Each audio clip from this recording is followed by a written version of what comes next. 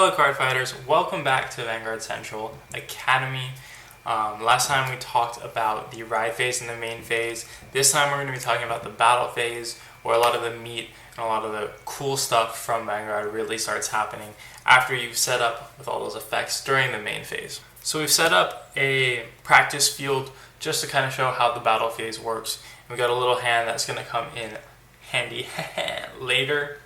We have our grade 3 Vanguard. We have our starting Vanguard still, and then we have a column made with a grade 2 unit and a grade 1 unit.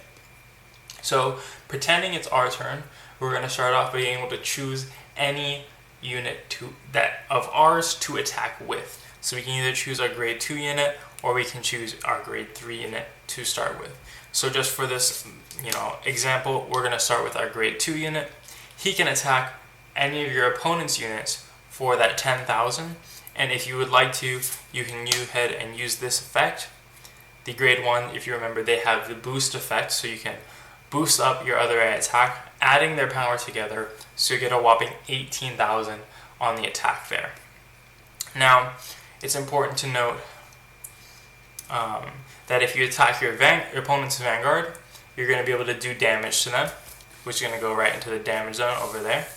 Or if you attack one of their rear guards, it's going to go straight into the drop zone. And we'll get to that more when we simulate the opponent's turn. So we go ahead, we're going to attack them for 18,000. And then we'll attack with our Vanguard. And we'll just assume we're attacking the opponent's Vanguard right here. A special thing happens when you attack with your Vanguard. That's going to be the drive check. Yes, the powerful drive check. And so to perform a drive check, we're going to take the top card of our deck and flip it face up onto the trigger zone. And yes, this is a little rigged just so we can show. Because this is a trigger unit, we're going to be able to activate its effects. And we can choose any one of our units, so either our Vanguard or our rear guard, give it that plus 5,000 power, and then we can stand any one of our rear guards. Usually what we want to do is we want to stand one of our front row, not our back row, our front row units, and that way you can see that we have another available attack for the next time. So we've done our one drive check. It's going to go into our hands down here, and then because we're at grade 3, remember we get twin drive, so that's going to be a second check. Normally if you're on grade 1 or grade 2 still, you're only going to get that one check. But now that we've hit the grade 3, we'll get the 2 checks. So the second check we'll do, again, flipping one face up, putting it into the damage zone. This time, we got ourselves a draw trigger. Effect is going to activate again. We can choose either the Vanguard or our rear guard or any of the other rear guards to give it the power. But we already got this extra attack coming. Let's give the power over there. So we have another plus 5,000 there, making him a total of 20,000. And then the other part of the draw trigger's effect is to draw a card, so we'll go ahead, take that top card, add it to our hand, and then the draw trigger as well is going into our hand.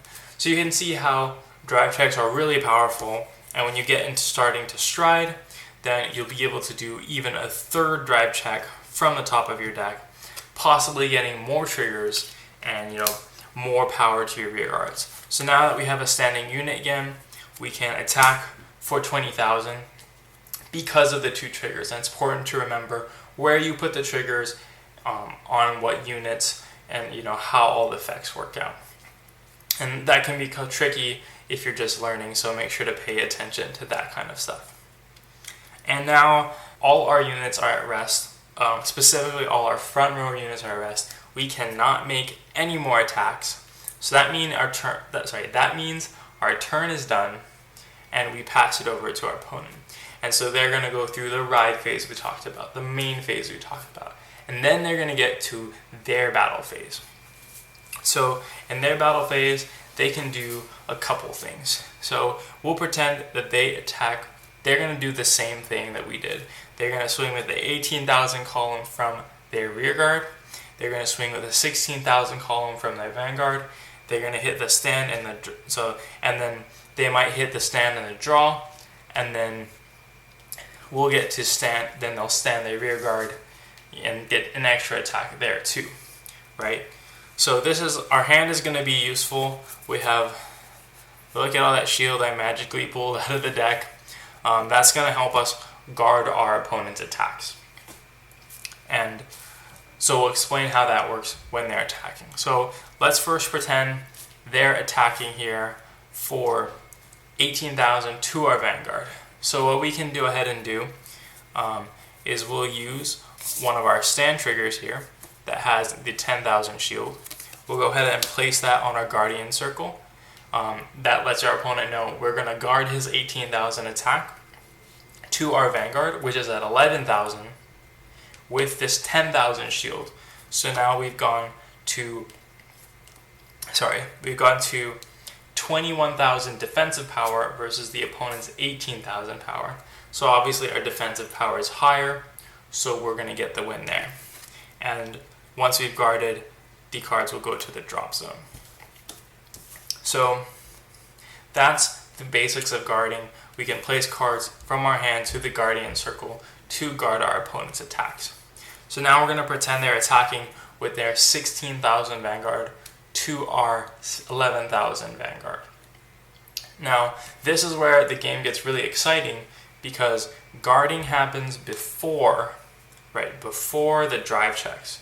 So you don't know whether your opponent's going to get that extra power before you guard. So that's something you got to think about.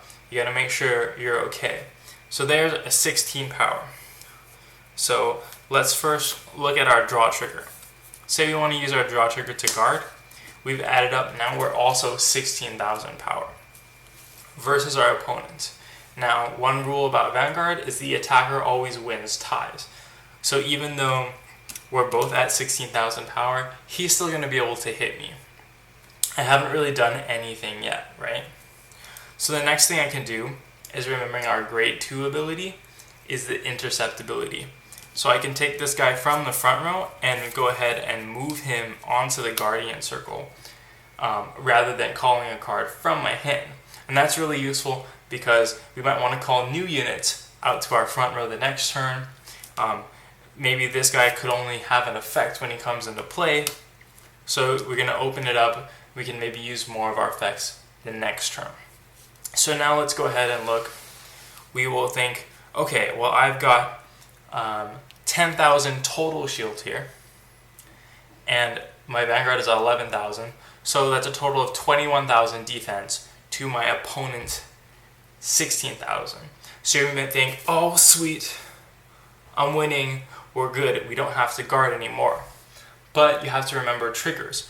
Remember, a trigger can give the power to any unit. So if our opponent is like us and pulls a stand trigger on the first one, he can actually give the power to his Vanguard, bumping it up to that 21,000, which is actually going to tie our 21,000. And then you're going to go ahead and take that damage there. So that's the tricky, cool part about guarding. You need to think about whether your opponent's going to hit triggers on their drive checks, like that, boom, no trigger there. But if they don't and you guard with a little bit, then you're super solid. But if they do and you guard with a little bit, you're going to be losing extra cards that you didn't really have to lose. You played a bit too risky, right? So that's one of the really fun things about Vanguard, being able to guard and think about whether your opponent will get triggers or not. So what we'll do is we'll go ahead and do that, and then we'll drive check from our own deck just to, guess, because I don't know what's coming next, so we'll see. And then we already showed you that first card, so we'll go ahead and put it on the bottom to keep it even more suspenseful. So if they get even one trigger, then we're going to go ahead and take damage. So that first card, we got a normal unit, so that's going to go to their hand, and that's going to be no triggers activated. And the second card, oh crap, that's a trigger, and it's even a critical trigger. So what they're going to do is they're going to break through a guard if he gives it to Vanguard. He can give it to the rear guard, and then his Vanguard doesn't hit. Or he can just go ahead and give it to the Vanguard, bumping it up to 21,000, breaking through our 21,000 guard. And so what's going to happen, our guard's been used, it will go to the drop zone like normal, and then we start taking damage. Since he got an extra critical, we're going to take 2 damage instead of 1 damage. And of course, the critical is going to go to your opponent's hand.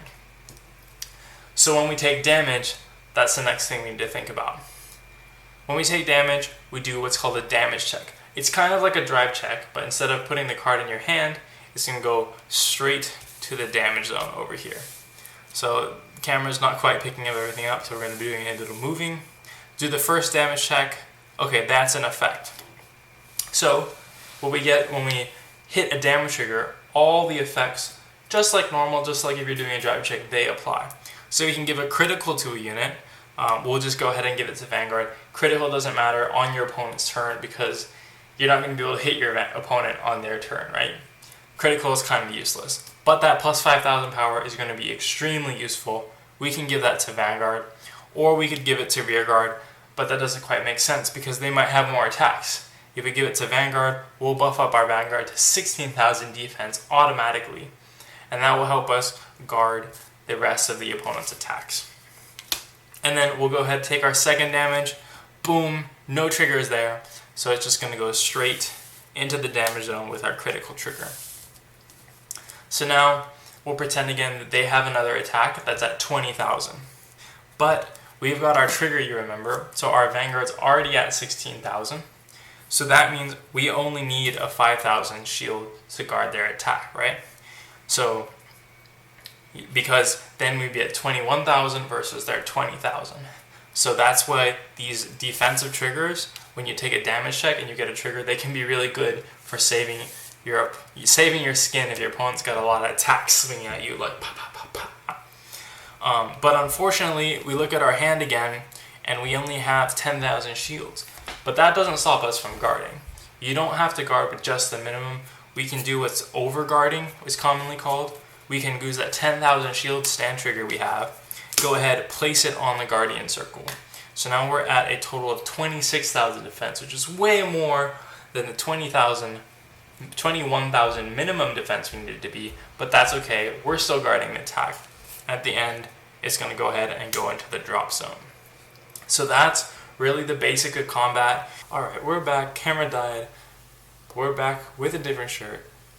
Just finishing up a short recap on the battle phase, right? So just to recap, during your turn, you're able to choose any one of your units you can attack. You do that by resting these units. The front row power will get added to, the back row's boosting power will get added to the front row. So this column would be an 18 lane. You can attack with your Vanguard as well. When you do attack with your Vanguard, you get to do drive checks. If you're on grade 1 or 2, you'll get just the 1 drive check. Grade 3, you'll get 2 drive checks because of twin drive. And if you've stridden, you'll get 3 drive checks. So to do a drive check, you take the top card of your deck, you reveal it, put it in the trigger zone, activate any trigger effects. This one again is a stand, so we stand our rear guard, give it plus power. We cannot stand Vanguard, that's a no-no. And then the card we drive check gets added to our hand. And then because we're grade 3, we'll do a second drive check, get a draw trigger, the power will go there, and then we'll draw a card. And again, the draw trigger will go to the hand. As long as you have units standing, you still get to keep attacking. You don't have to attack, you can choose not to. That is an option, but we can just pretend that we'll keep attacking here. So that's really the basics for your turn. When your opponent's attacking, it's different. If they're attacking your Vanguard and you do not choose to guard, you'll take 1 damage. And that's similar to a drive check. You'll take the top card of your deck, see if you have any triggers. We have no triggers here, and then it gets moved to the damage zone, not the hand. So drive checks go to hand, and damage checks go to damage, like the name implies. So that's what happens if your opponent attacks your Vanguard. If your opponent attacks your rear guard, if it gets hit, will go to the drop zone right there.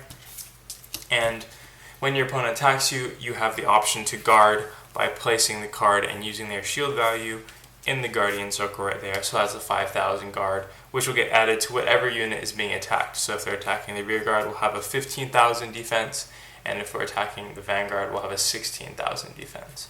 And then we can add as many cards as we want to guard. So there we have a 15,000 guard So we'll be at 26,000 with our Vanguard or 25,000 with our rear guard. Being able to block some pretty strong attacks by adding up a lot of guard. And the end of turn phase for now is pretty basic.